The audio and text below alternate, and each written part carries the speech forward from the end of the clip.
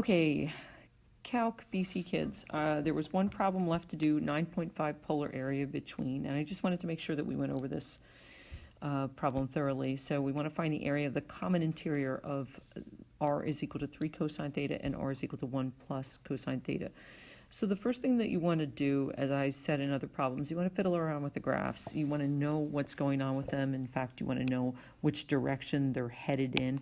So you can see that you start out when theta, you have the circle r, 3 cosine theta, that when you start off with an angle of 0 radians, then you have that point 3, where the radius is 3 and the angle is 0. And then as it rotates, it's going in this direction.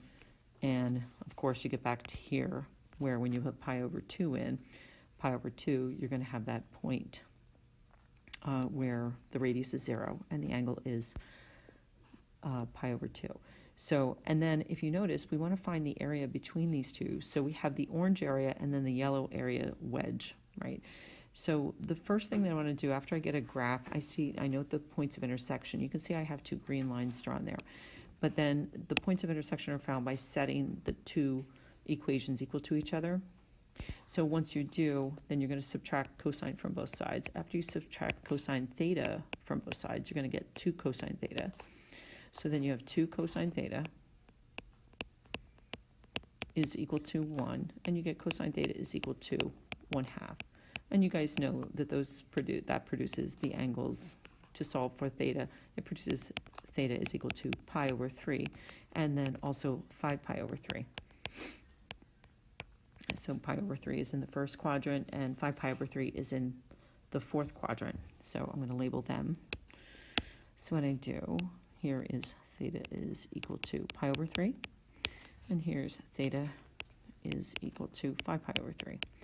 So once we do that, we can see that when we're laying out our r's, I have r1 is laid out in black, and it's going from the pole all the way up to the cardioid, 1 plus cosine theta. And then R2 is going from the pole all the way up to the circle, 3 cosine theta. So what I have to do in this case is I'm noting symmetry of the 2 graphs, symmetry with respect to the x-axis. So I'm going to use that to my benefit. So I'm going to double using symmetry.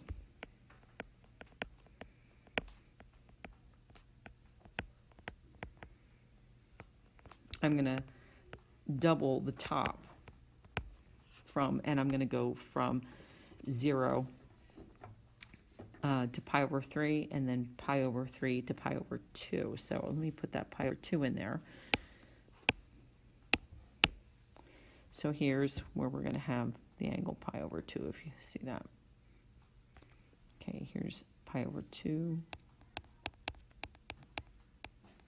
So you can see that the yellow area is then produced by going from pi over 3 to pi over 2, and that's going to have the end of the radius on the circle. So to get the orange area, and remember, I'm going to double this right off the top. I'm just going to double each of them. So I get the area is equal to 2 times 1/2. And remember, let's do this. Let's put the formula in. So it's from alpha to beta, and then it's going to be r.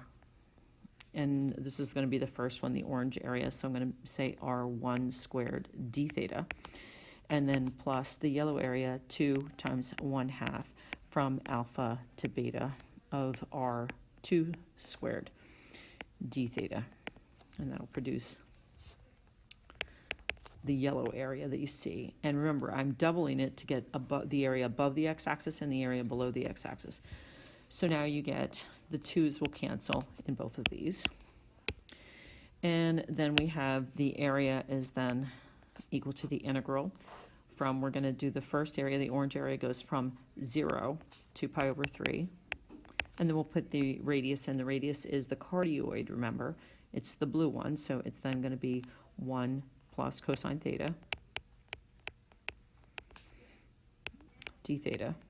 And then we have plus the integral. Then I'm going to go from 2. Remember, the doubling has already been done, so I'm just going to go from pi over 3 to pi over 2.